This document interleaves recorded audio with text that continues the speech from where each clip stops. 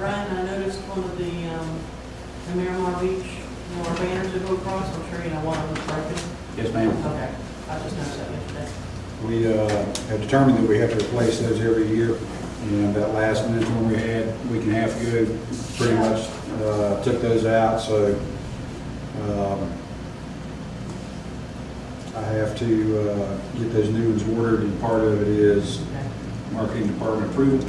So the wind actually broke the bolt out of Oh, no, somebody in the camper probably pulled that. Okay. The wind did shred, Okay. I think, one or two of them. Okay. I just saw them in the warehouse and asked Don, our maintenance guy, and he said, yeah, we have a number on it. But no, campers pulled down in there. I mean, somewhere down, Scenic Gulf Drive, there must be a graveyard of camper air conditioners. You think so? Because, yeah, that's what catches. Sure. Because what it does is the cable will hit the front of it. Most of them are sloped. It rides up over the top, and it takes off the air conditioner, the vent for the refrigerator. Yep. And, All those important things. yeah. I actually watched a video one time. Why do you think they don't see them? They're just not paying attention. And a lot of times, I think it's rental campers, and they're just not cognizant of the height of their camper. Even though they probably signed a form that said, I understand my camper is 10.5 feet tall. And the thing about it is, our banner says 8 feet, but we have them set at 10 feet. Do you think that maybe we should change the color? Possibility. Or vibrant Yeah, we just, I don't know, we need to look at it. or palm tree? Yeah. I don't know, maybe it just needs to be structural steel. Yeah. We'll stop it. Stop. That way we can figure out who's doing it. And make it 7 feet. Maybe stuck underneath it. We're ready. Okay. 7 feet high, that'll. All right. Everybody, welcome to the second Destination Improvement Committee meeting. Before we get started, if everybody will put their communication devices on buzz, we appreciate it. And we are live, we're videotape, we have audio, and Andy McAlexander is the new chair for our 2016-2017 season. So I'll turn it over to Andy. Good morning, everyone. Hope you're having a great day. Let's call the meeting to order. It looks like we do have a quorum. Mrs. Mary Lou's here, Lee's here, Mr. Fred, Kurt, and Bob. So, if, let's see, This is Rick. Rick. Rick, not Sorry, Fred. Fred's not here anymore. missed that. Sorry, Rick. Let's see, go straight on into public comment on the agenda items. Seeing none, let's move into approval of the last meeting's minutes. I move to approve the minutes. Second. We have a motion and a second. Any discussion on that? All in favor? Aye. All opposed? None. Motion passes. Is there any old business to discuss? I would like to thank Ryan for having your crew go down and rake the rocks around the western lake sign. I appreciate that. I was about to do it myself, so thank you very much. You ready? And I don't know if this is really old business, but along those lines, thank you very much for the improvements at the Inlet Beach, Orange Street Regional Beach Access. That little sidewalk cut through at the corner, much safer, and all the landscaping cleaned up is excellent. Yep, great. That was brought to us by some people down there, and so we took care of it. Thank you so much. Yep. One piece of old business, really kind of old business, no business. I received a resignation letter from Jackie Markell a couple of weeks ago. She felt that her time can be better spent on some other projects that she's working on. And so I thanked her for her time on the board committee last couple of years, and do appreciate her service and her points of view and all that. So with that, we'll be advertising through our regular channels for a new member.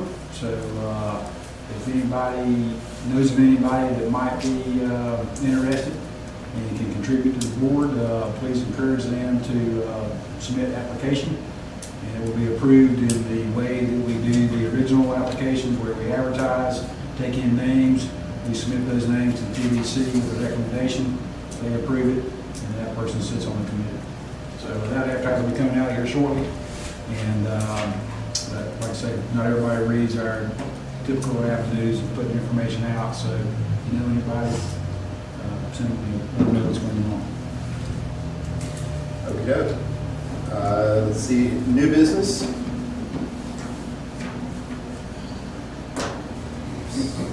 None seen. Moving into project updates from the design charrette. Okay.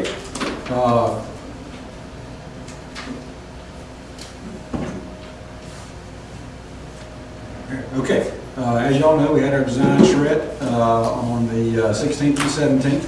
That was really the second part of it. Our first part was initial survey that was used to develop an understanding of the demographics of the people that were interested in the South Wall public design process, as well as develop an initial starting point of type and form of public space elements that would be included in the design charrette. We then had the two-day meeting. First one, as you know, was a breakout sessions of the 6 major element groups and the sub-elements, and then the 17th was a compilation and discussion of the previous meeting results. There's currently a survey out to gather any additional information that you might have thought of. So please participate in that. Tell all your friends to participate in it. I was a little disappointed in the participation we had, because there's a lot of people that are interested in this.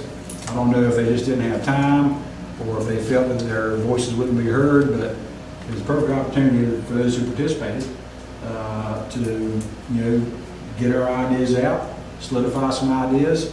And our next step is the consultant will produce the draft form of the design guide that will be sent to all of us for review, as well as to TDC members, BCC members. It will then be massaged into the final form, and it'll be what we, as beach amenity maintainer and developer, use to do our renovation and capital improvement projects.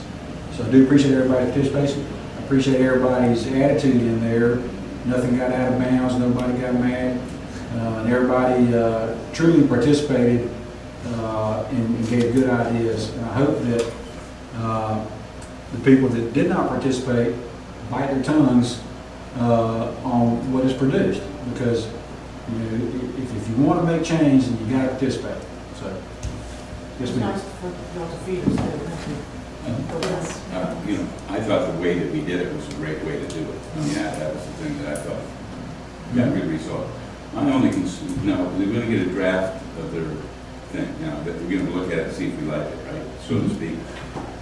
The one concern I had kind of as we went through this is, to me, of all the different things we were picking, we were all picking pretty much the same thing, more traditional, type thing, not too modern and so on. But yet there didn't seem to be a great deal of uniformity amongst these things. And I think I would like to see more uniformity that we can do this, we can do this, but the whole objective is to make it look somewhat the same. And some of the pictures, you look at one, okay, this is a trash can thing, and this is another thing.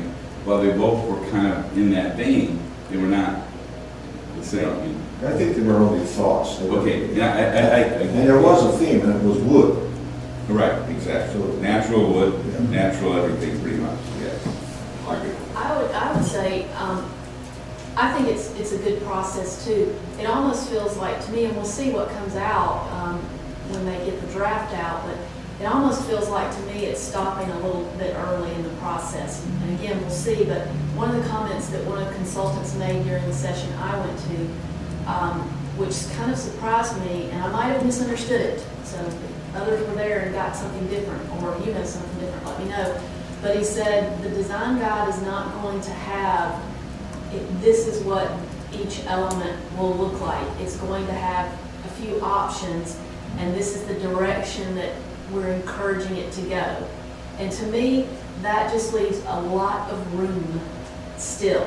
I mean, if it's, I thought getting consistency was the whole reason for doing it, and it's why we paying these folks, and that not as many as we like, but some people are spending some significant time on it and energy on it. So that's my concern. I mean, I don't think every single element has to look exactly the same all over the area, but I do think some of them do need to look the same, and I thought we were kind of working on determining which ones, but I do think there needs to be a definitive guide.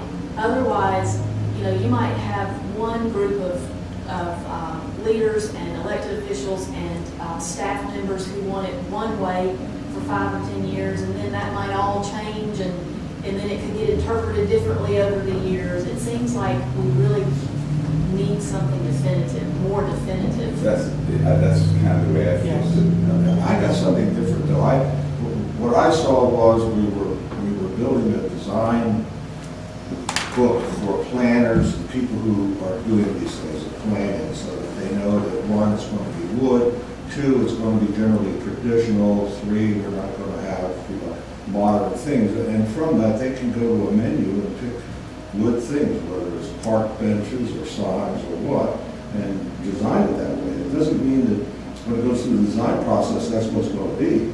Because somebody up the line is going to say, well, I don't care for that, but I know it's going to be wood, but it has to be a little different. So I just think that we told them we don't want modern things, we just told them to stay traditional and make it out of wood.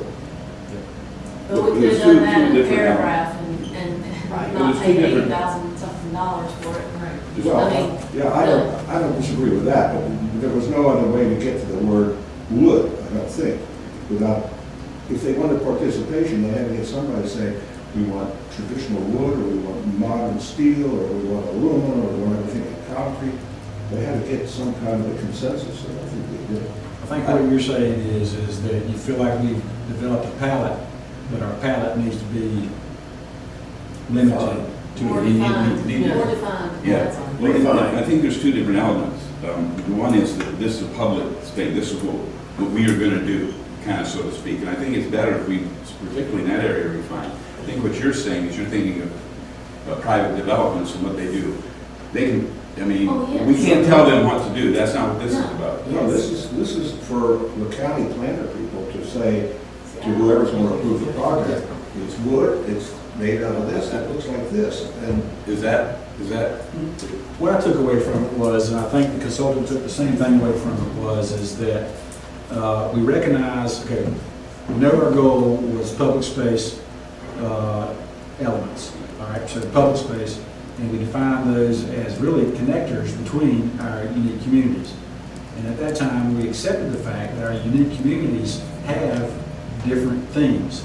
And so what we want to do is have a public space connector that brings those two together in such a way that the public space is a standard, but there's a little bit of ability to make that transition, okay? So the transition between Rosemary and, say, Alice Beach, Rosemary, Tudor, you know, old-fashioned looking. West Indies. Yeah. Okay, so Alice Beach, what is that? that's like, Alice Beach is Bermuda. Bermuda, modern Bermuda. Yeah, okay. So the way I see it is they're going to bring us back elements that would be able, you know, and there might be a series of elements that could be used in between those two communities, all right? And then we have the communities of Dune Allen and Blue Mountain Beach, old traditional beach neighborhoods. So obviously something that would fit in between Rosemary and Alice might look a little out of place between Blue Mountain Beach and Dune Allen. But it would have a common element to it. The signs, for instance, remember this large discussion about the community signs. You know, I like, you the one brought up the box, right? There ought to be a box that, within that box, You work with them. you have to have a few common elements, but it can be designed to your own personal uniqueness. And I get that for some elements. Yeah, I just didn't realize it was gonna be for all elements, they were gonna be like I don't think it'll be for all of them. palette to choose. I think it'll be, if you think about the area in between the communities, you have the transition area on each end, and then you have the space in between. It's all public space. So I would think that in that middle area, I don't want to call it middle, I'm just going to call it the center area, not the two transitional areas. Those would, to me, have those common elements. I mean, that same feature. In other words, the garbage cans in those areas would all be the same because they want to be, you're in a public space of South Law. Just like And you're, I just didn't get that from the Yeah, way I they think- were describing it. I think if we get the report, we can look at it, we can say, hey, do we need to drill down on this more, do we need to narrow the framework? most Whatever. definitely, yeah, keep in mind, we're not near the end of this process. We're into the now draft mode of this design guide that I anticipate will go through 3 or 4 iterations before it's, So we will be able to insert language into these paragraphs to either broaden or lessen Most the definitely. definition of what's acceptable. most definitely. And I expect there'll be refinements, but my concern is if it's a primary design principle of how they're putting it together and it's not going in the right direction, we could end up with a change order and more money.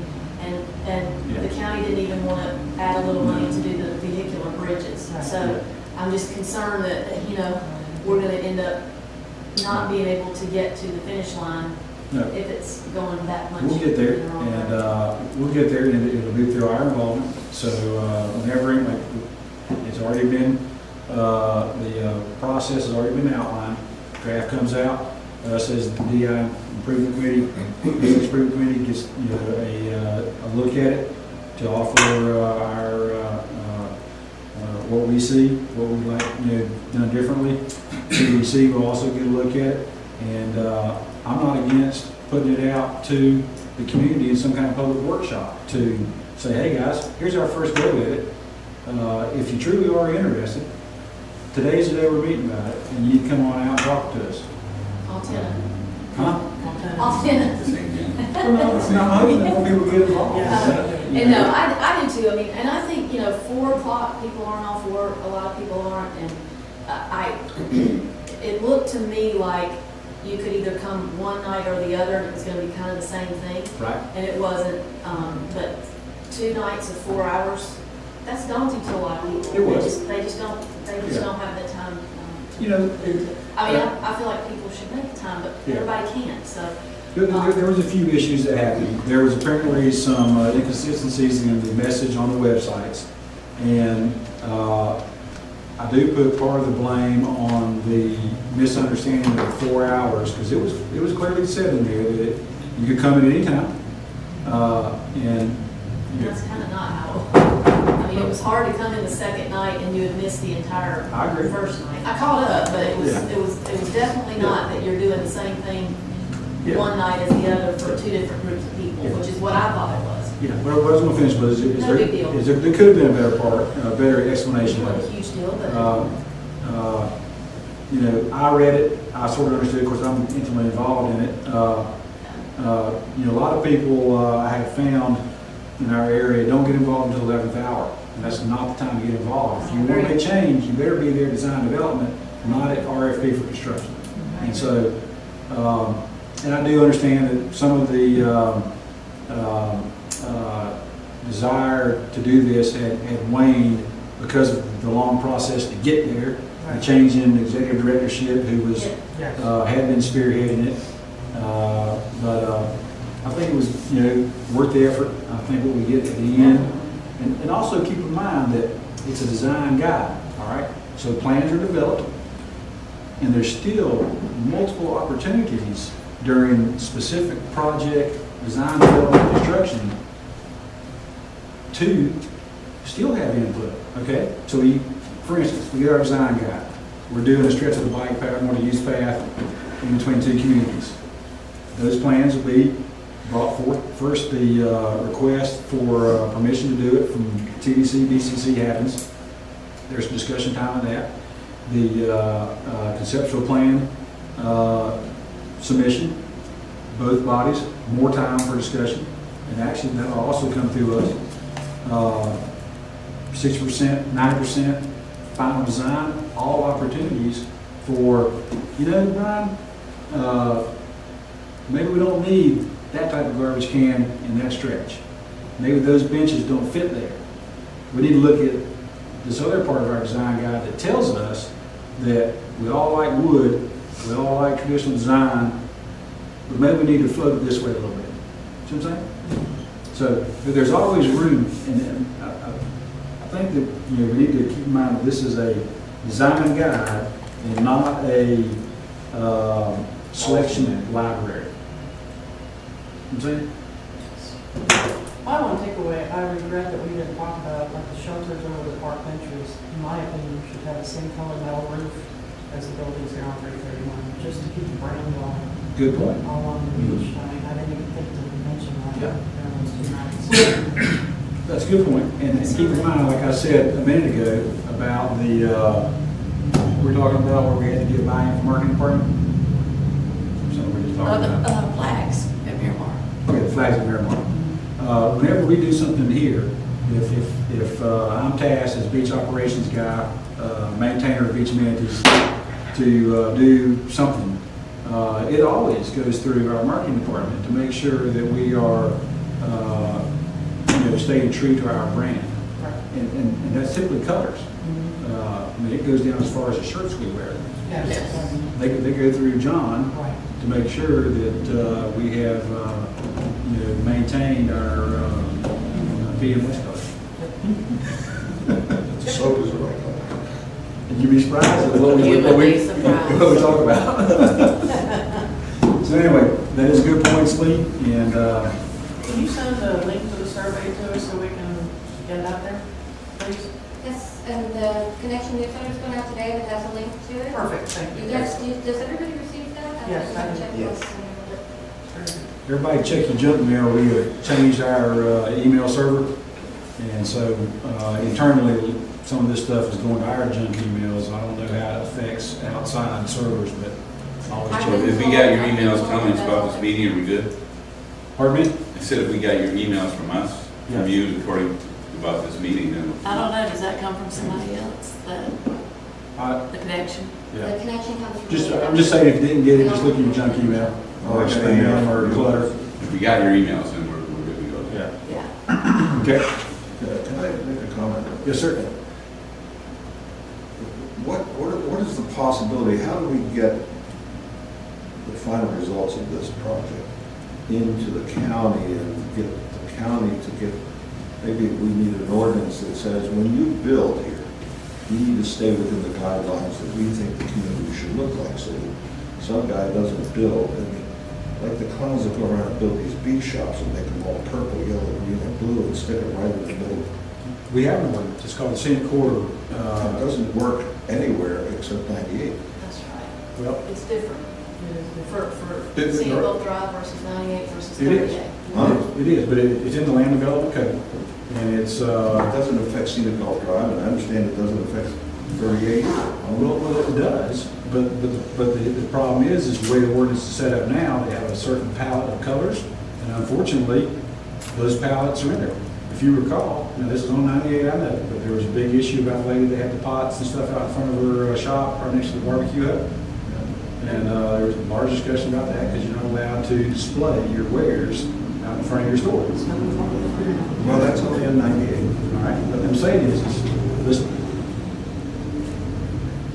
you said there needs to be an ordinance, all right, so let's check land development code, what affects Scenic Gulf Drive. Nothing. Okay. In other words, there's no, I mean, I've been through it all. They paint the houses like on the row houses, they're red, white, blue, green, and purple, one row of houses. There is no color palette for Scenic Gulf Drive. When I got into that, I found out that there's no color palette actually for 38. You can paint anything you want in 38. It doesn't have to be. I have to look and see, because I'm not completely intimate with So, those I don't codes. want to complicate it, I just want to go back to the original question. What is the possibility that if we come up with this and the county approves this, that we can get the county to pick it up and bring it over and put it into the ordinance side so that, Well, I would like to keep that, Oh, that thought in motion. I agree, and, but however, that's kind of a different arena. And it's further down, but further down the road. Right. But And it's a land- to somewhere insert the thought. Yeah, it's also a land development code change, which takes several public hearings, input, discussions and all that, so, that would be something that would be done by a citizens, group. I'm just saying, if we have a guy that says you can't put a stone wall at a bus stop, and the guy across the street puts a stone wall in front of his house, what's the point? If we go through this process and get to, you know, the common ground situation, I think it will be possible that then this could be introduced into the land development code. Could be. That would be, I mean, that seems to me would be the logical avenue, if you will, or the, you know, let's get this so that we got something to say, you know, maybe then add some of the other stuff in there you want at the same time, so you can, you got a better Yeah, but possibility. like I say, it's a good idea. It's outside of our arena, But somewhere we should just insert the thought or make the point. right. Our arena, destination improvement, and it's geared to public space, county-owned property, and all that. Our destination, stuff that we can control. You know, we as a destination improvement committee don't have advisory capacity over private property land development codes. Good point. Highly encourage you to get some citizens groups active in that. Yes, Because that's how city quarter got established. that's what needs to happen. Okay. All right. Moving on.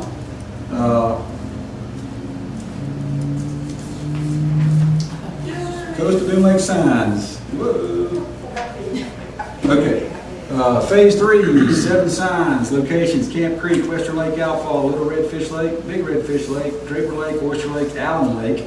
Name and contact by Linda Gates. We'll do that afterwards. I have a PowerPoint. We're going to skip that because right now we're in Granicus and I can only look at it in Granicus.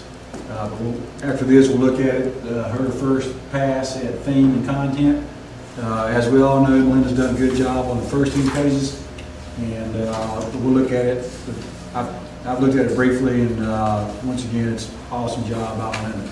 I did mention the stickers on the signs, you know, that look like stickers, because there was Yes, a ma'am. comment about that, and Melinda said they're not stickers, they're on the signs. They're They vinyl. need- They They're need to vinyl. be there somewhere, so I'm just, Yeah, you know. we're going to look at that. You know, that was brought up at the past meeting, so we're going to, as that design development goes through, we'll look at making those better. They need to be on there because those groups have sponsored this program, and you know how prominent they are. We can look at that. Is this the final phase? This is final phase. And this gets all the lakes, once we're done These here? are all the lakes Except that are ones on the state on the multi-use path. Right, Right, There's a couple of them that are on the multi-use path. they're in Thompson, yeah, right. we've done 5, we have 7 more. Correct. Yeah, no, please. Okay, multi-use path projects. Your baby's all grown up. Absolutely. Greater Beach Western Lake. We unfortunately are sort of on hold, but FDOT, who is one of our funding partners, requested review. If you recall, late last year, this project was supposed to be bid out late last year and started construction in spring. Unfortunately, our funding partner, FDOT, felt like they needed to do further review, and it's in their court right now. According to the engineer of record, they expect that back shortly, and construction will start. RFP for construction will go out, and we're going to start building it as soon as we can. Did they give a timeline of when that review will be complete? It's supposed to be any time now, so 2 or 3 weeks is when we're supposed to get it back, or the engineer's supposed to get it back. At that point, the engineer has said they have answered all the questions, don't anticipate any changes to the plans, and it'll be ready to go out for RFP for construction. Is it true that the archaeological people looked at it for site and there's nothing there, it's clean? Okay. They did. That was a long time ago. That's required on all state-funded projects. Okay. Anyway, unfortunately, it's going to put construction going through the summer. Most of the work is done off the right of way. When we're bringing in the big bridge pieces, there'll be some one-lane closures. So everybody get ready to enjoy a little bit of congestion. However, we'll get done with the project, make that section of the bike path much safer, and be very pretty. Highway 90. Border closed? Huh? Border, okay. Phase 2 is west side of Western Lake to 283. That was the one that we added the parking to. It's still under design. We are seeking an easement from the state park system. You recall there's some large telephone or utility poles there. Our original design was snaking in and out of them. That wasn't good. So we have asked for an easement, not to put the path, because we had enough room to get in there, we just didn't have enough room to level the land and get proper drainage. So the easement is actually for grading and drainage, not to actually put the multi-use path in the state park system. What that will do is put it all north of those poles, we won't have to move the poles, and it'll make for a much better project. Once again, we don't anticipate this being designed and permitted until after summer, and we hope to get construction on it during the off-season, which now is really from the end of October to 1st of February, 1st of March. 9838 West Connector, we had a design complete. We were notified by FDOT that they are going to change the classification of the highway from rural to urban. When they do that, they put in sidewalks. So that actually helps us a lot because it was problematic in getting a 10-foot path along that second swell. And this too had been cut into two projects. There's a small section between the end of the path on 38 to where 38 meets 98.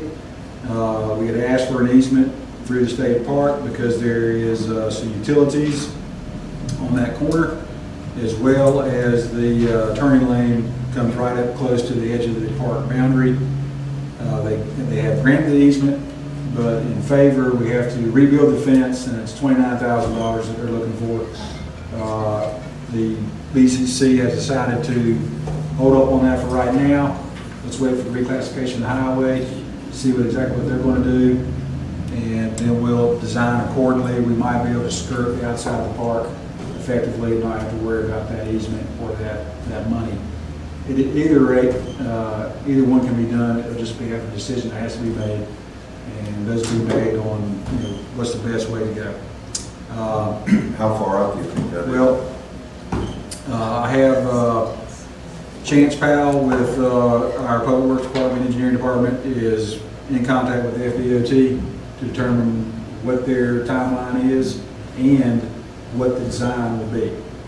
So Chance works real close with the FDOT on our other projects, and so I expect by the next meeting we'll have a better idea of timeline as to reclassification, 6-laning, and the amenities that go with the 6-lane. I saw, Brian, that all the 65-mile-an-hour speed signs are gone. And This is change the new those. light. Huh? This is the new light. But even beyond the light now.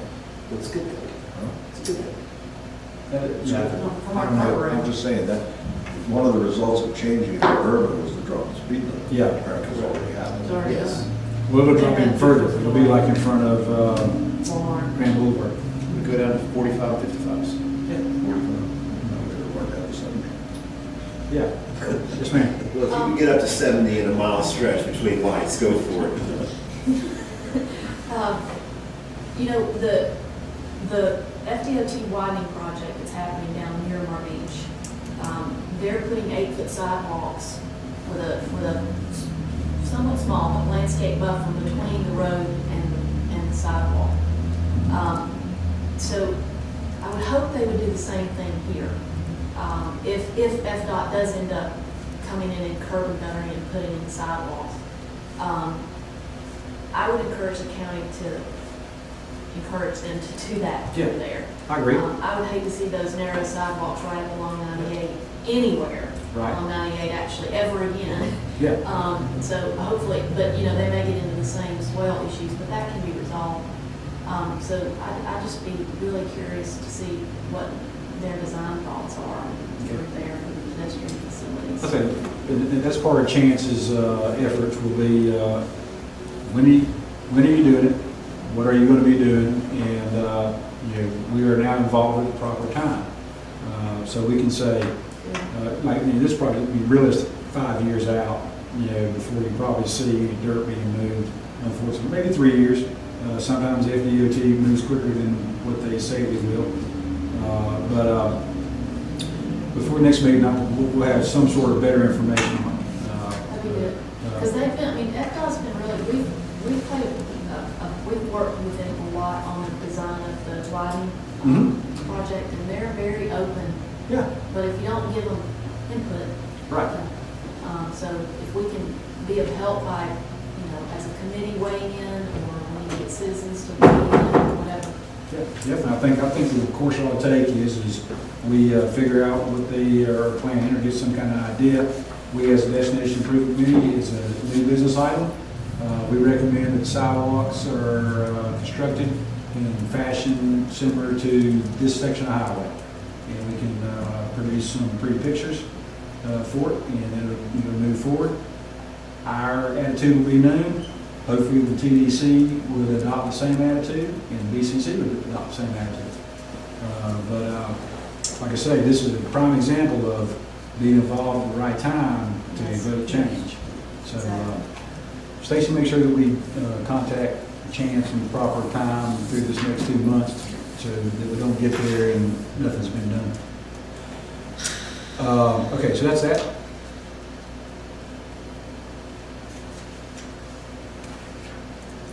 Got to do it this one. It's here. Ready to go out. Hi. Technology challenge. Highway 38. Highway 38 parking projects. Okay, Missed there you one. go. I did. There. It's this room. I'm sorry. Multi-use path projects, continue. Seagrove Beach, Highway 395, Eastern Lake.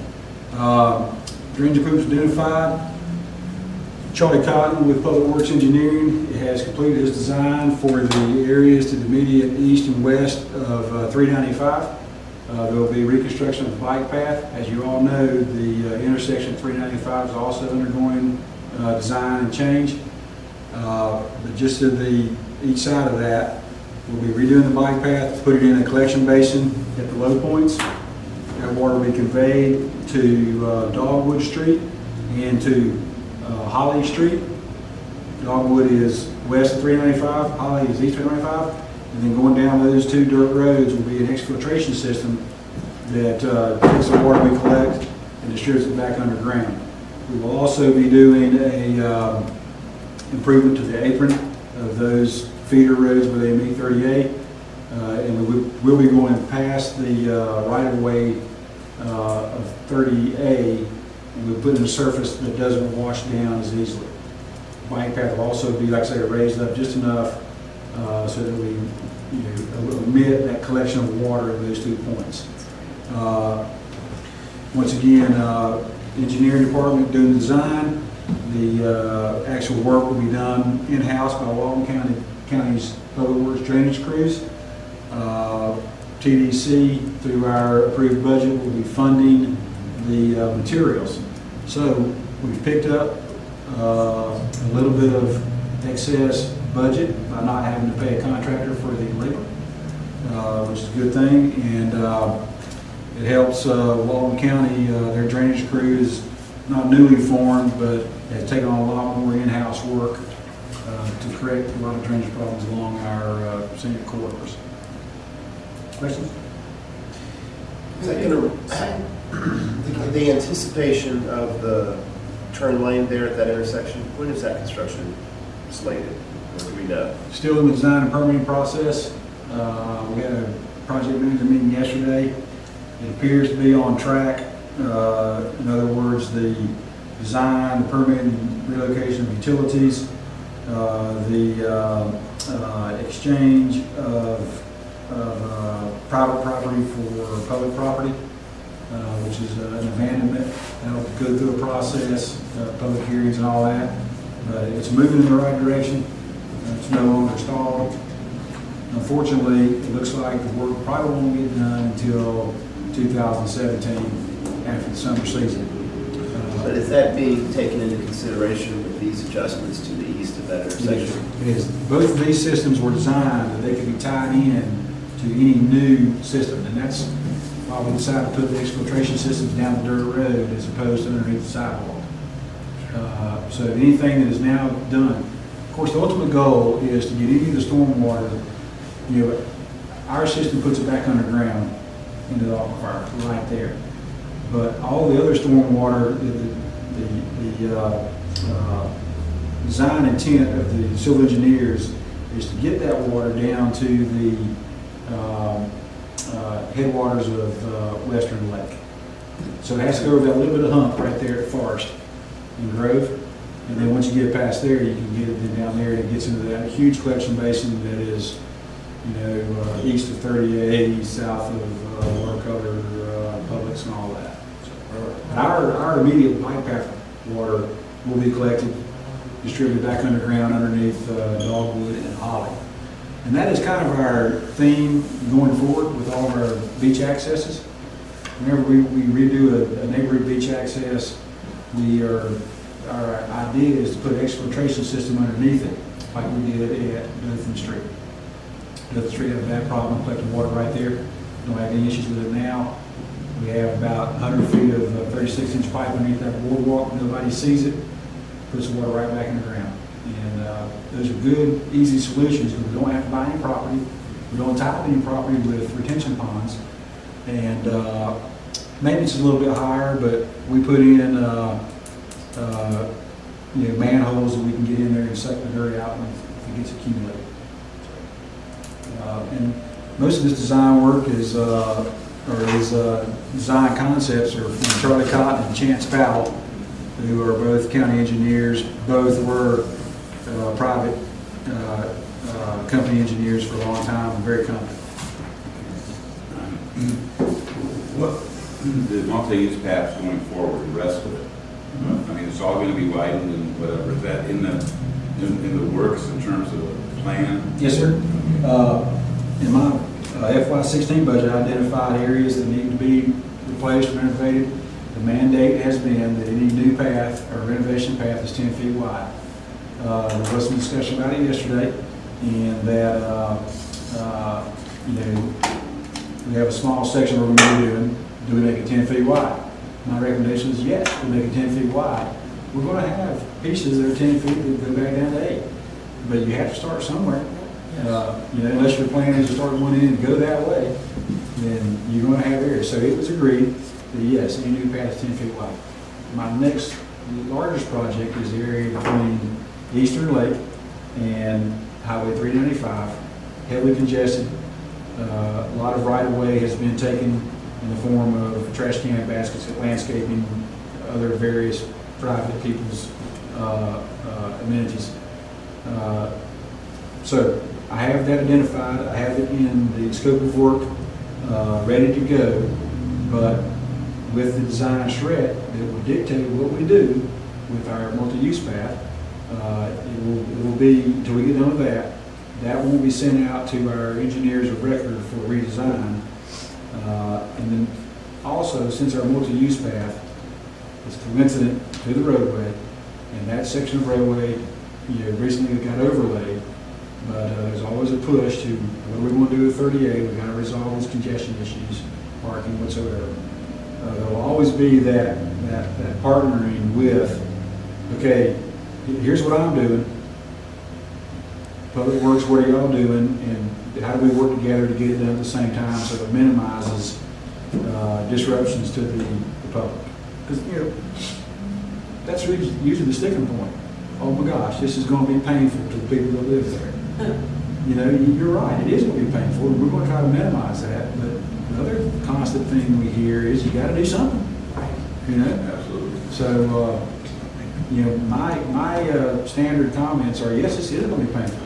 I'd like to see the whole thing done next year, from one end to the other. I mean, I'm just saying in terms of destination improvement. Right now, today, we know what needs to be done. We know, we should just slam dunk this thing. If there's any way to do it, just say, hey, we need to do this, and we need to move as fast as we can within the framework you just talked about. I do have some constraints on the money I can spend. 10% will be done for capital improvements of the bed tax collections. So that's why, that's still a lot of money with our revenue that's generated.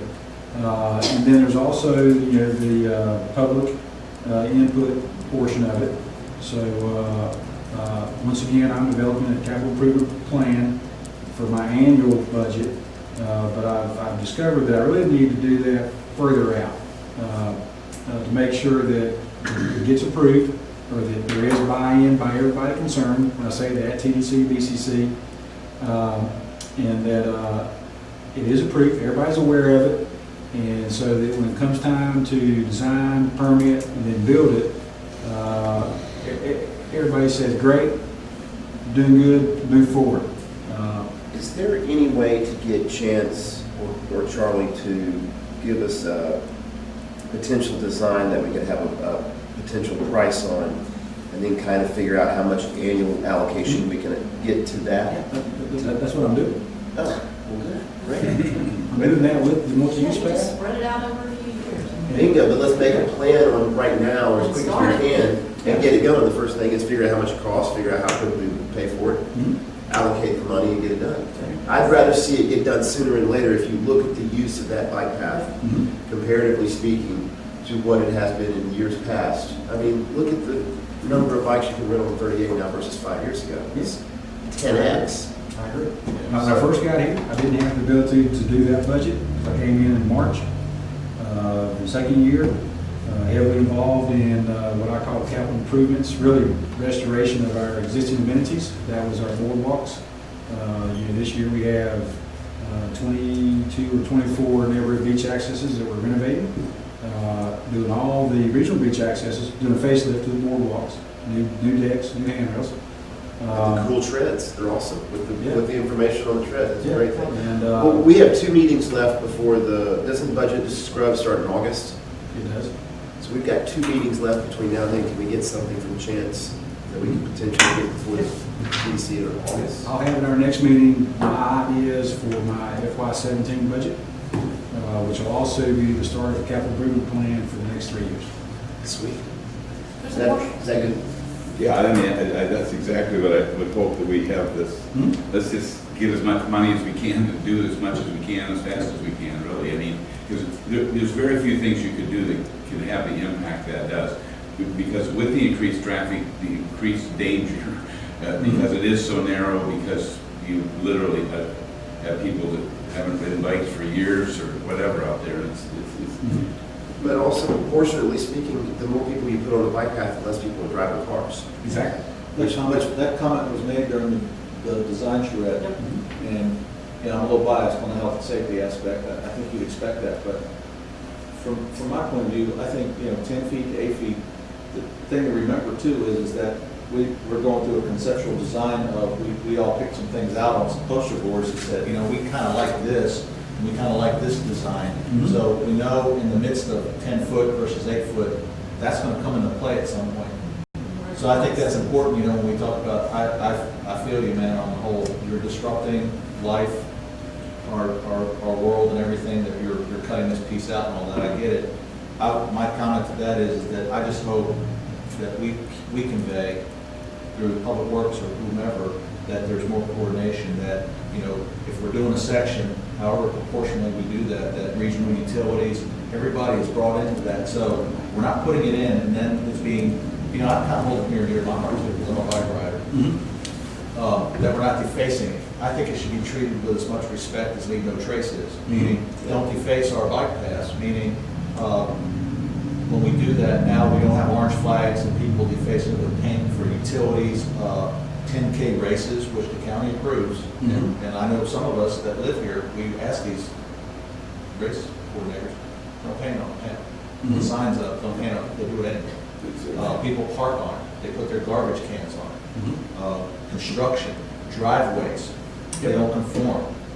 We should treat that with the same amount of respect that we're treating our beaches, so when we do it, and we're investing that money in it, that we maintain it. And that's the exact route we're taking. What I'd like to see is a continuous path. Any driveway cuts, their driveway material stops at our path. So that our path is one color, one ribbon of what we have decided. Now, we do get some areas where resort communities have right-of-way agreements, like Seaside, Watercolor, Rosemary Beach. There's a new development coming in next to, next to Origins Road, that is asking for, basically the same thing Watercolor did. And, I'm not against that, to be honest with you. It does disrupt a bike path. We have to remember this is a multi-use path. But, 38 will eventually become a very slow road, 25 mile an hour. And so I'm not against traffic calming devices like a boulevard. What I do want, though, is a bike path or a multi-use path. It can be used by multimodal means, and, but it's consistent all the way down. But you're right about utilities, because one of the big challenges on that area I'm talking about between Eastern Lake and 395 is there are a lot of utilities, they have the right to be in the right of way. There wasn't much coordination when they put them in. They do tend to stay to the edge of it. But there are identified, several gas line apparatuses, multiple phone boxes that probably could have been positioned differently. But all that would be part of movement, and that's what you do when you reclaim your right of way. So, big challenge. We got the means to do it. We have people that think about it, and we have a funding available. One key component is to make sure that our ultimate decision makers, TDC and BCC, are aware and understand the benefit of it, and understand the community's desire to have this change. Have they had any resistance to the concept? No, but as y'all know, y'all go to BCC meetings, and that a motion from the general public can sometimes sway, or not when someone sway, but Heavily influenced. yeah. And like I say, the county commission, they're elected by the people. They are cognizant to the constituency's desires, and that's what I mean. Get up there and make your personal thing known and your group's things known, and we'll get positive results. So, okay. So that's with that. Trying to comment. Yes, ma'am. The path also abuts the highway right water south. I think maybe because there's some utilities on the side of the road, Yep. big grass or something. Is there any plan to move the trail off the road Yes, there as ma'am. well? Okay. There's about 4 places where I have a realignment in this year's budget. Now, what will happen is it'll get designed and permitted here. We'll do construction. I'll carry the funds over into FY17. I'm able to carry the capital improvement funds over. Okay. And, but yeah, there's 4 locations where the bike path is adjacent to the road. It could be relocated. It might need some utilities moving. More than likely, it's just getting it off the side of the road, re-landscaping. Those 2 areas talked about seem to me to be very easy. Right. I think the reason it went around it is because it was observed to be a wetland of some sort. Okay.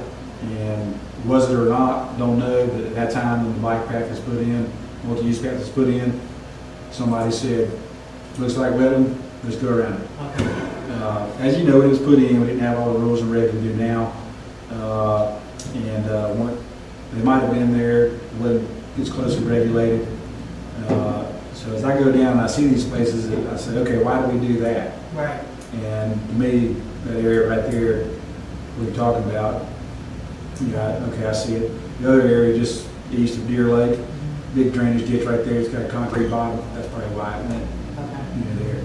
And then I don't know if it's big redfish or little redfish, but it looks like they just dumped some asphalt right next to the path. I've been getting so many emails and people sending me pictures about that because it's so close to the lake and it looks like, just looks very Yeah, professional. we had some washout there, Yeah. and that was a quick attempt.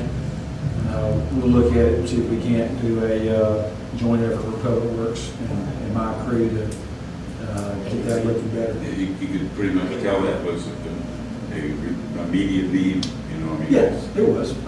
Water came over the road, or water came down the road and washed it. That's been a big problem there. Yep. Both those are scheduled to be replaced. When that happens, the whole area, of course, will then become looking like Trickle Lake Bridge. Right. All right. Highway 38 Partner Project. As you know, we have 6 locations. I have received 6% design development plans. Unfortunately, from the time AvCon did their study until the time we're doing it, there's been a few complications, mainly at the Fort Panic area. So we're going to lose a few parking spaces there. But these will go to the county commission for approval at the April meeting, and I'll seek direction. At that point, we should be ready to go to final design and then RFP for construction. I'm slowly losing my window before summer. I'm not going to attempt to do any of these during summer. So once again, we'll start these in the fall. Best we can do. So that's where we are with that. Any questions? Smart. Great Beach restroom, once again, we all know it's going to be a long project. Working with environmental department on the land use management plan. I've always seen this as a 2-year project. If in fact we are granted the right to do it, as you all know, there is several issues associated with the Great Beach property. How it's used, how we can use it, complaints we're getting about it, driving on the beach and all that. So, Can I make a comment on that? yes, ma'am. Because I have, I take my Jeep to the beach. By the time we get there, those vendors are all set up. There's no way even for the locals to enjoy that beach. You Can know, we not wait like the charter boats and try to sell beach setups as the people need them instead of setting them all up and trying to sell them out? You'll notice a difference there this year. I mean, I'm talking just Great Beach. That's all I'm talking about. You'll notice a difference there this year. Last year, that vendor zone got set up very late in the year. They're hateful. Not my telling you. Yeah. I have that work with them. That vendor zone got set up late in the year, and since we did get the approval very late, it was May 17th when it was enacted. I had asked for direction on exactly how to do that because that beach is particular. Right. And when we did set it up, we took the attitude of warning, trying to do it that way. We did issue some tickets later in the year, but as you know, as things get set in place in motion, it's hard to change it. This year we have delineated. There's a vendor zone in the middle of the beach. Where? Yep. And we also set up a vendor zone.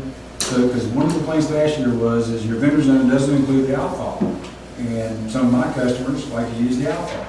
So I set it up so that the vendors have the upper part of the outfall and the other side of the outfall, and then by the way it meanders, the general public should have the lower part of the outfall and the beach to the west, and then there'll be a vendor zone, which also kind of coincides with the charter boat areas. The problem is the charter boat launching zone moves. Right. And so, there was a complaint by vendors that we can't set a vendor zone there because that's a charter boat thing. Well, we gotta work in concert, fellas. How far back does that zone go? Does it go to the toe of the dune? Yeah, it does. So Brian, the place, the outfall closest to the beach is for not vendor? Correct. Well, the way I delineated the, I'm on my files. Go back to the Western Lake outfall. You can get it. By the way, we're putting a sign there talking about the outfall. yep. Just thought I'd let you know. Yeah. So anyway, if you think about how the outfall comes down like this, all right, wraps around like that. What I did is I set that vendor zone so that it kind of bisected the bulge of the beach. It's under CDL signs. Beach operations. I thought you were going to show them where your maps were all right. No, I'm just going to show them. If you go to the Western Lake outfall slide, it's got. Everybody's got that in their package. Coastal Yeah. Dune-Lakes. Western Lake Yeah. outfall, CDL Right, educational go sites. up to the screen and- It's the Coastal Dune-Lakes sign, Stacy. That presentation. That decoration's up. Yeah, hang on. Okay. Can't read the thing, my glasses. What you want to read? Code enforcement. We're not in that one. Well, at least they're leaving the lower half of the kiddie pool. Yes, so anyway, it's set up so that there is a slight vendor zone at the very top of it, right by our garbage cans. And then the lower portion will be set aside for the general public. And then the beach heading east until you get over to about the middle, in between the two drive-in places, that's the other vendor zone. And we're going to patrol it heavily, first of this year and that's our attitude on all of them, is to make sure everybody understands and that we don't have a problem of trying to correct behavior later in the year. So, What are the repercussions for vendors who do perform poorly? we have a escalating ticket, and there is provisions in the existing code for administrative procedures to revoke a permit. That's never been challenged. There is mechanisms to do it. If someone is a bad apple. Right. Good. So Brian, are you saying I mean, the big complaint is of course what the vendors do, but then right behind that is nobody enforces it. So, you know, you kind of explained the A/B situation. So are you going to really strictly enforce it? Yeah. Because one of the things I was thinking is if we could just get community involvement near those regional accesses and say, if you see vendors Right. doing the wrong thing, take a picture. I mean, everybody's got timestamp pictures. We start sending you pictures. That's better than sending you emails as far as I'm concerned. It is. Now, keep in mind that I'm constrained by Florida Statute 162. It says that our code enforcement officer has to observe it in order to do enforcement action. So your complaints are good, and it does help us build a case. But the way that it will be done, let's face it, what changes behavior on the beach is code enforcement presence. If people see us, they act right. If they don't see us, they think they can get away with it until they do see us. And Like, that's I with let my locals. dog loose if I can't see the truck coming. Yeah, that's equal with locals and with visitors. Visitors, it's a little bit different, as in typically there's didn't understand the ordinance, didn't know the ordinance. Thank you for letting me know, and their behaviors change.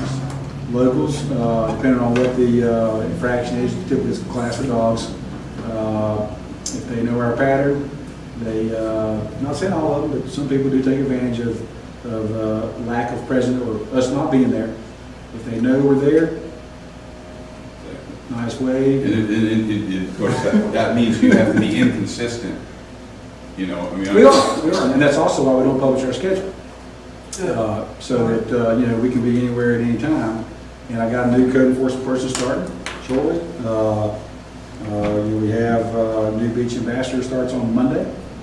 So I'm going to have good presence on the beach. I mean, the best presence I can have that I've been allowed to have. But I'm hoping that this year that we have a change. I'll be honest with you, I've seen a change in the vendors' attitude at our pre-season meeting. We didn't get much pushback on our things like we did the year before. It appears that some of the vendors, mostly delivery vendors, that want to push limits. I've had one-on-one meetings with them. They want to comply.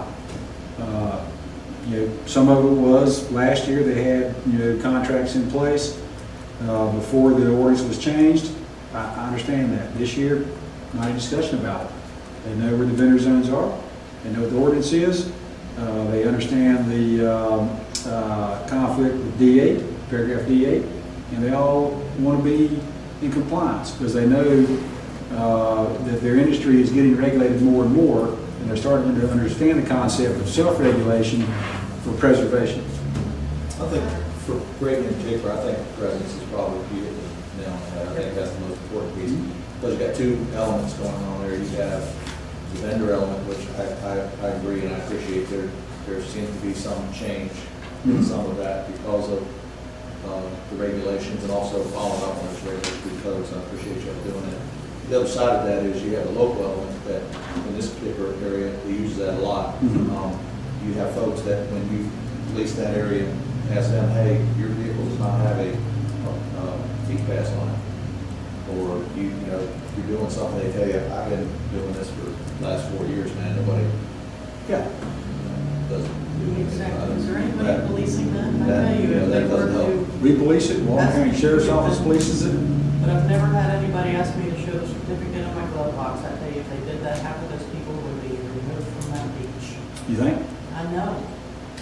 You mean even though they, You drive by the have front of the There's vehicles, the people stickers that are on the make back. their decal. Really? Just sell them.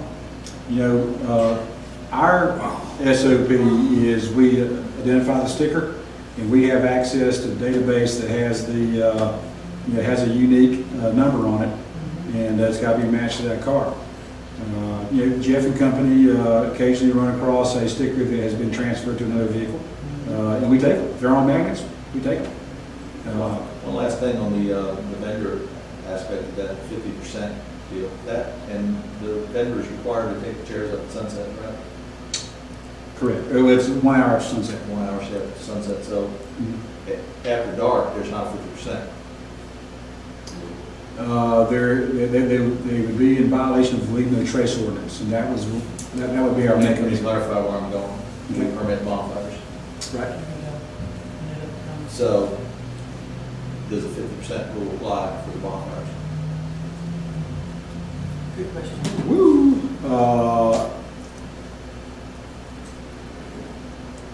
Let me just share with everybody what we're doing this year. I think this week, we're sending out something to all the vendors we have a distribution list, so we ride her on that pretty hard with this bonfire issue, because we know it's a touchy subject. What we're doing right now is we're going through all 49 accesses. We have a very good database, as you know, very good database. We have our blacklist database where people can't follow rules and they can't get a permit anymore. And then we have a database of owners and all of that.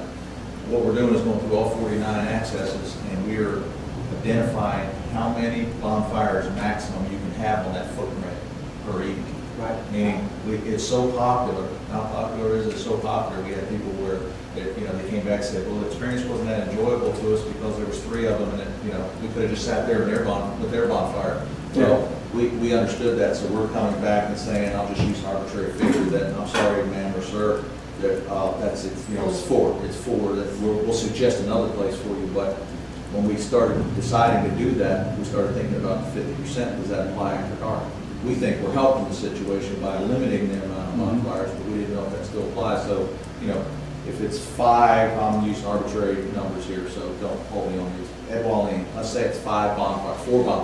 Right. And vendors come in and get get permits for all 4 of those spots that evening, and a nice couple from Tennessee comes in and they can't get it. It's first come, first served. Right.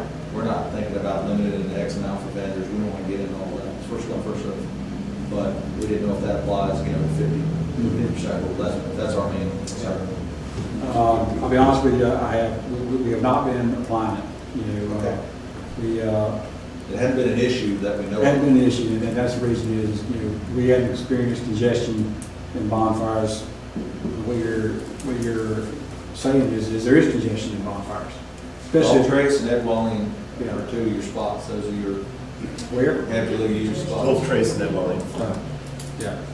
We're trying to limit it. Let's me and you and Jeff have a further discussion on it. And can I ask, I hate to do this because it's off the agenda, but since you brought up bonfires, can I ask a question since this is about destination improvement?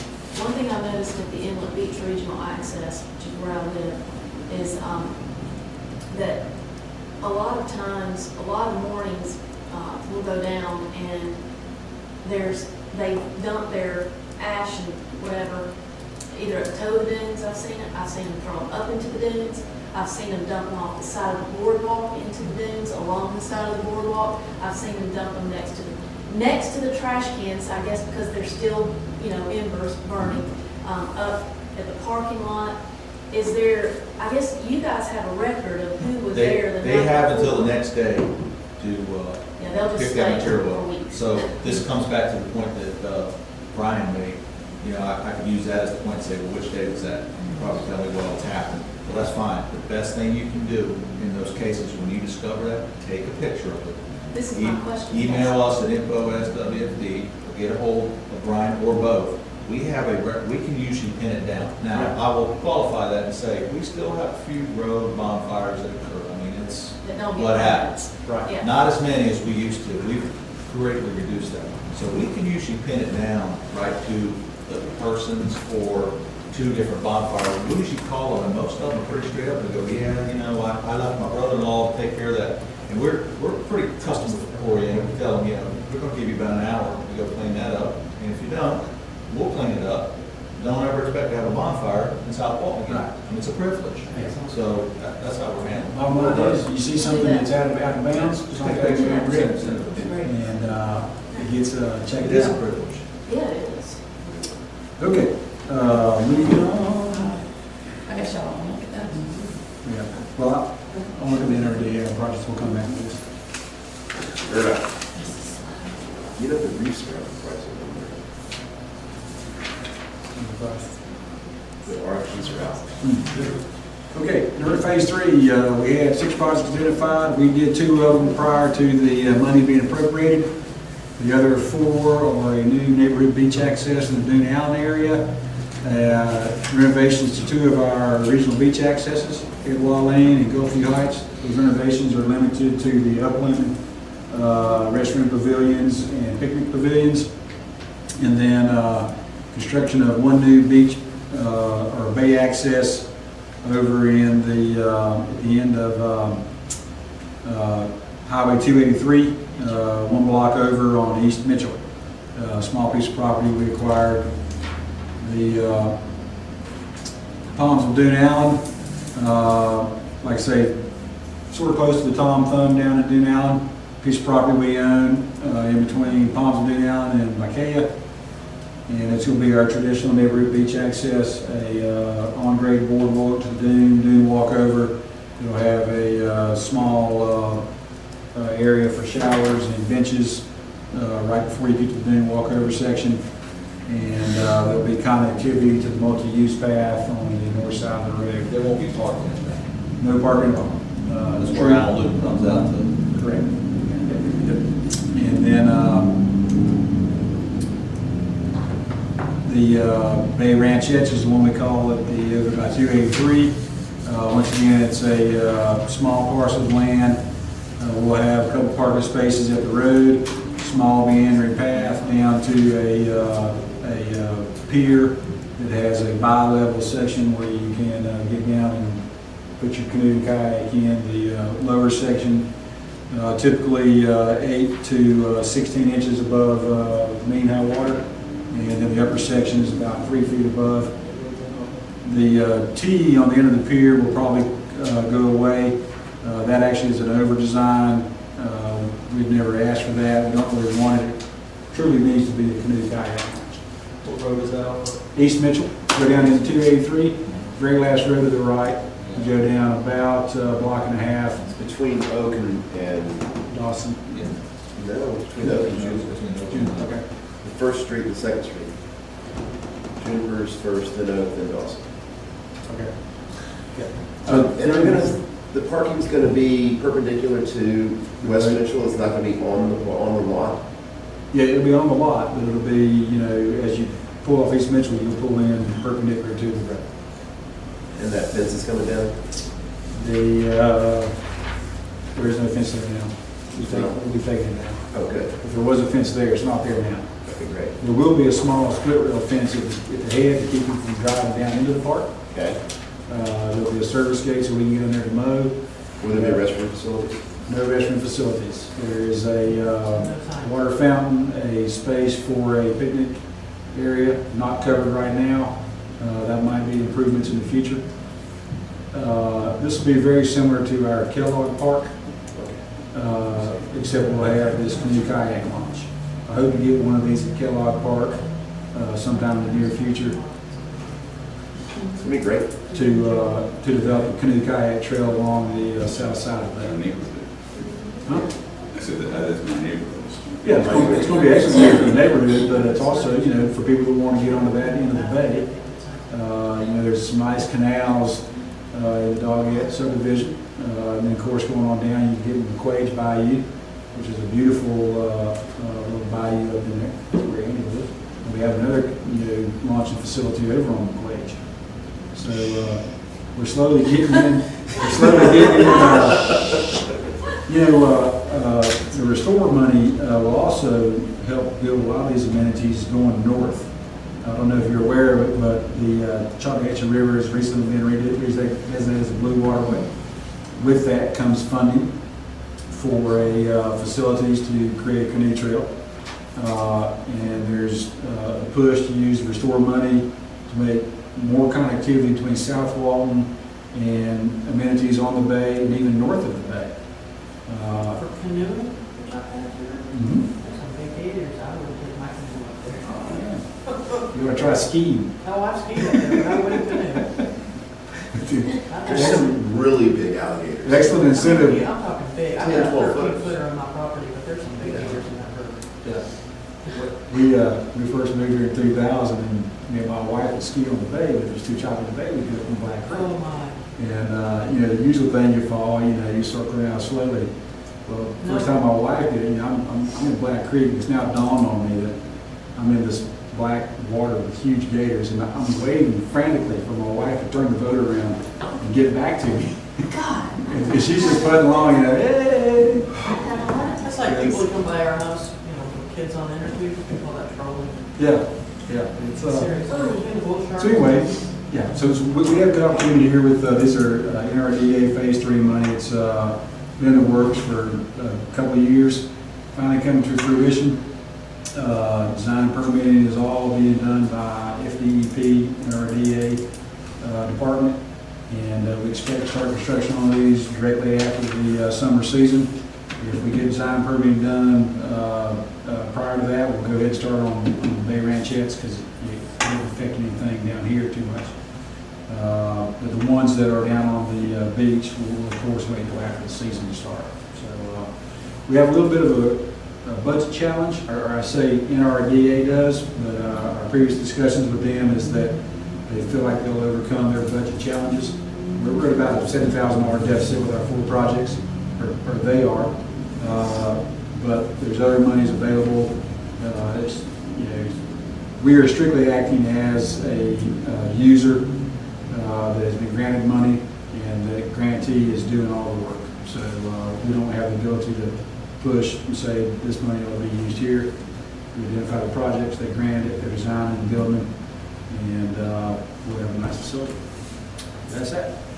Can we go to the Dune Lake sign?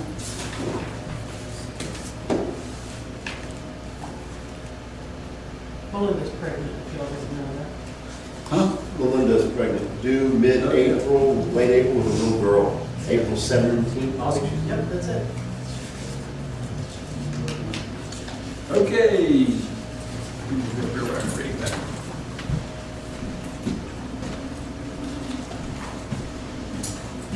All right. Cannon Creek Lake, Cannon Water theme. It'll be somewhere along the causeway there. We'll put it where, you know, it can be seen good and doesn't cause too much problem with the riding on the path there. So it'll be about the coast, it'll be a tannin waters, what it is and all that, so I think it's a good idea. We're gonna add no panic, it's tannic. Hey, awesome. We need to keep on with that. I do too. All right, good, okay.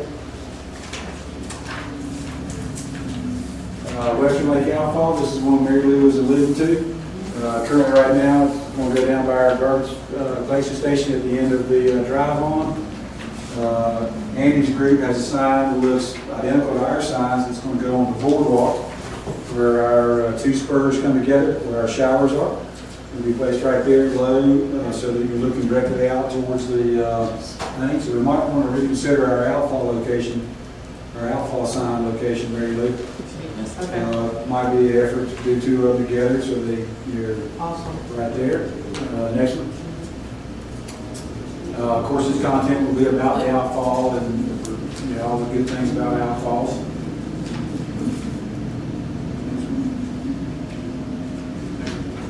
Little Redfish Lake, it's going to be a fish theme, obviously. It'll be right along our, we got a small bridge there, so we put there so it looks out over the lake. Next one.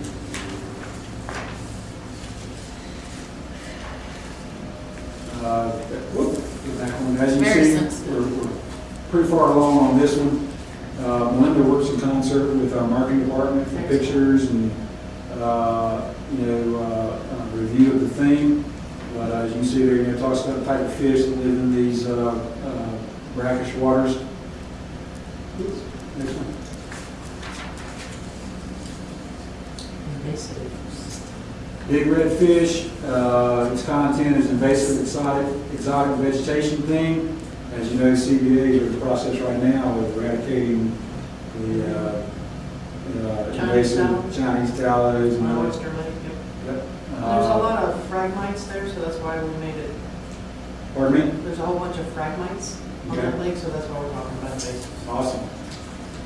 So you good on that right there? Excellent pictures. That's a beautiful picture up there. Yeah. I mean, you talk about the invasive species along the shore that's being eradicated here. Yeah. Yes, the Chinese tallow trees on Oyster Lake, they have Well, trouble. But I'm saying this on Big Redfish Lake. Are they doing something? No, No, this is just talking about the invasive and exotic stuff there. No, I cut that down because I live on Big Redfish Lake. Right. But I cut all that stuff down when it kept growing up in Yeah. front of my house. It's gone now. It's like it gave up. Right. but still around the lake, a lot around the lake. But it seems to be less than it used to be. I don't know what's going on with that. I'll have to trust them, like, people know more about it than I do. Mary Lou, what's that big batch of stuff there on Western Lake on the east side, south of the road? On the water, Right at the water, it's all dead now. pine pond. No, it's like, what looks like some form of reed or bamboo or something on the, as soon as you cross the lake, right before you get to Watercolor, all that to the south. I don't know, I have to look. I mean, there's a little life patch in the middle, the rest of it's dead. It's the first time it's been dead for, since I've been. I think that's hydrilla that died in cold weather. It's dead before the spring. Was it different? If somebody has taken it upon themselves to do And something. Oyster Lake, with the outfall coming in, it's killed all that bad stuff, so Oyster Lake's all good as everything. That's great. But we do have 3 lakes that are on there right now. Okay, moving on, next one will be Draper Lake, Native American Heritage Theme. That was my idea. Good job. I really did hit these buttons, it's just fun. So you can see that, most of the pictures are, where you're standing, so you can look at it and get a good idea. And, awesome, of course, this will probably make people want to go pottery hunting, but hey, that's for all forward. The Oyster Lake, best management practice for enjoying the CDL's theme. So let's go to the next page. So this will give you best management practice for living around the coast of Boone Lake. All right. And then Allen Lake, necessities of shoreline. Vegetation theme, shoreline vegetation. Okay. So gives you an idea of what good vegetation is and all that. So those are it. We'll have, as one of this is developed, I'll share it as she sends it to me. I'll send it out to all y'all before the next meeting. And hopefully the next meeting we can make definitive decisions and then put them in production. And I'd like to have them all up before summer. Our next meeting is when? May 5th. Yeah, so, Cinco de Mayo. hey, Bring the fire brothers. sombrero.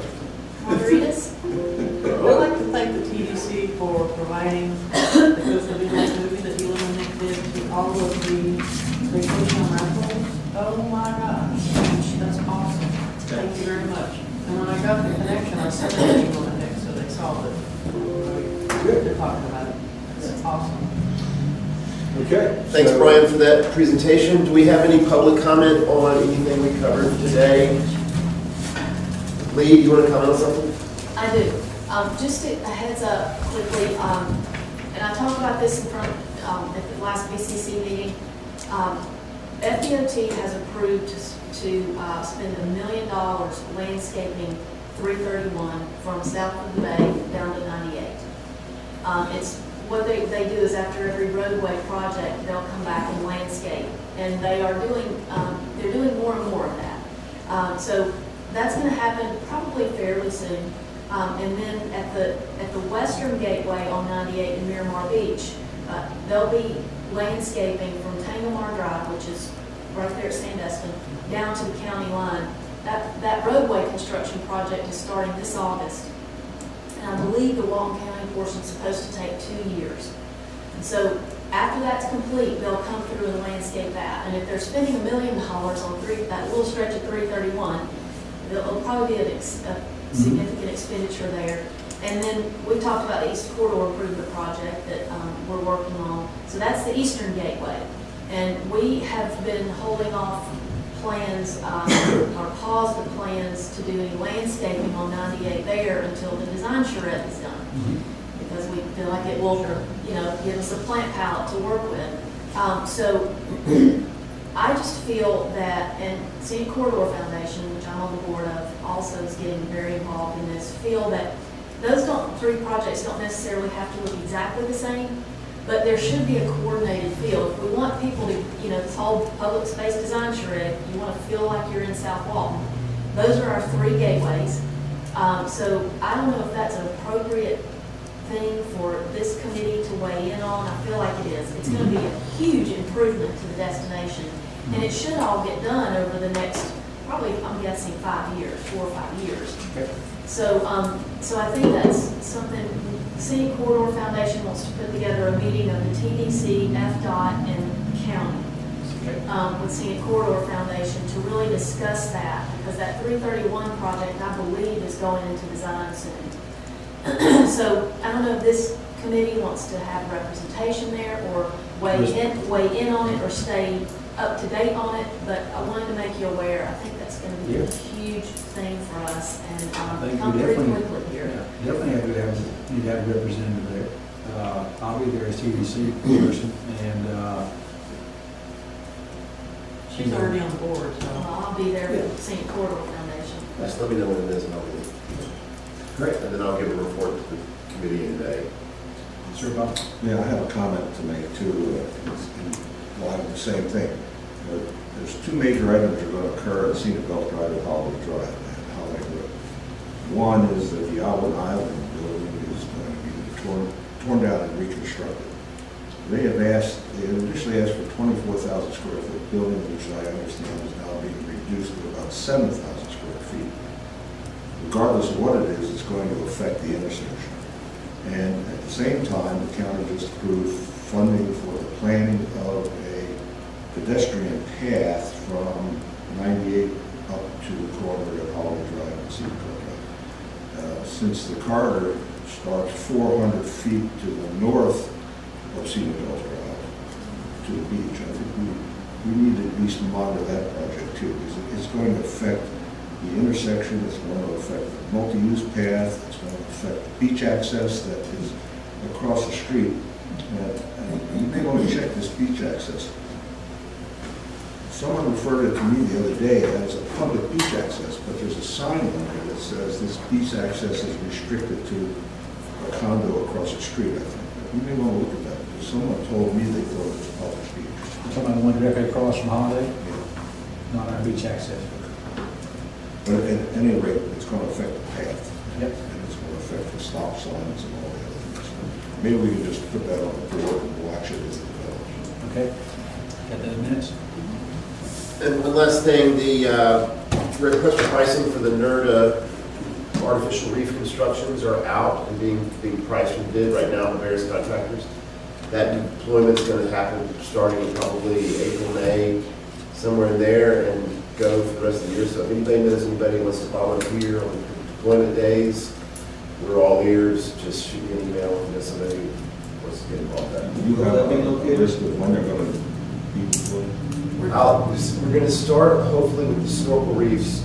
Those three, the first one would be Topsail State Park, and then we'll flip a coin between the Miramar and the Inlet Beach accesses, and then weather permitting, the half-mile deployments will go as they come in. Or probably in summer?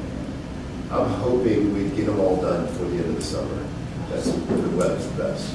Topsail and what else? Topsail, Miramar, and Inlet are the snorkels, and then the 9 fish dive reefs are off the beach access. We can put this on the map. Have you decided on the new home designs for the rest of them? Yes, the Inlet Beach is looks like a fish or a cobia or something. The one at Topsail is a seahorse, and the one at Miramar is a dolphin. Thank you for doing that. Yeah. Those options. It really we couldn't make the design work. The bar has shifted to a point where the water access inside the permitted area, the depth, wasn't there to elongate it, to get the definition for the tentacles and all that, so we, whatever they are. So we opted for a dolphin because we could do it from diagonal, so it worked. But Great, really I cool. enjoyed that so much. Okay, that's it. I'll entertain a motion to adjourn if there's no more comment. So moved. Do I have a second? Second. Got Lee for a second. All in favor? Aye. All right, Thanks, everybody. hour and a half, not bad. That's bad, Andy. Great spring break, everybody. Did you have a good weekend last week?